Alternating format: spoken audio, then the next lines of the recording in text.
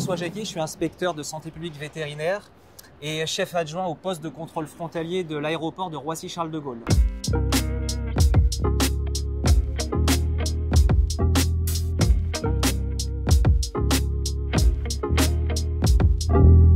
Donc, le service d'inspection vétérinaire et phytosanitaire aux frontières, qui est un service de la Direction générale de l'alimentation au ministère en charge de l'agriculture.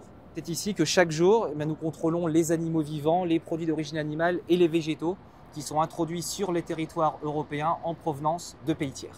Aujourd'hui, nous recevons des voyageurs un peu particuliers qui nous viennent de Chine.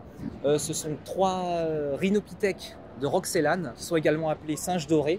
Il y a 2 femelles et 1 mâle. C'est une espèce très rare qui est classée en danger par l'UICN et elle fait l'objet d'un protocole particulier pour leur conservation qui a été signé entre le gouvernement chinois et le zooparc de Beauval. Le contrôle que l'on réalise se divise en 3 étapes. La première étape, c'est un contrôle documentaire.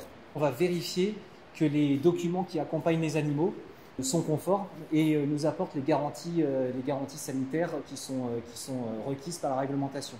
Donc ici, on a le certificat sanitaire qui accompagne les animaux. Il a été signé par les autorités chinoises et il nous apporte les garanties quant au statut sanitaire des animaux. La deuxième étape, c'est un contrôle d'identité. On va vérifier que les animaux que l'on contrôle sont bien ceux qui sont couverts par le certificat sanitaire. Habituellement, on établit ce lien avec une lecture de micropuce, mais là, on va se contenter d'un simple contrôle visuel pour éviter de trop stresser les animaux. Et puis la dernière étape, c'est un contrôle physique de l'état général des animaux. On vérifie qu'ils sont en bon état de santé, qu'il n'y a pas de blessure, qu'il n'y a pas de signe de maladie et qu'ils sont aptes à poursuivre le transport jusqu'au zooparc de Beauval. Donc là, les animaux vont pouvoir rejoindre le zooparc où ils vont subir une quarantaine de 30 jours, durant laquelle ils vont être suivis étroitement par l'équipe de vétérinaires du zoo de Beauval. Et toutes ces étapes du contrôle permettent de s'assurer que toutes les garanties sanitaires sont respectées.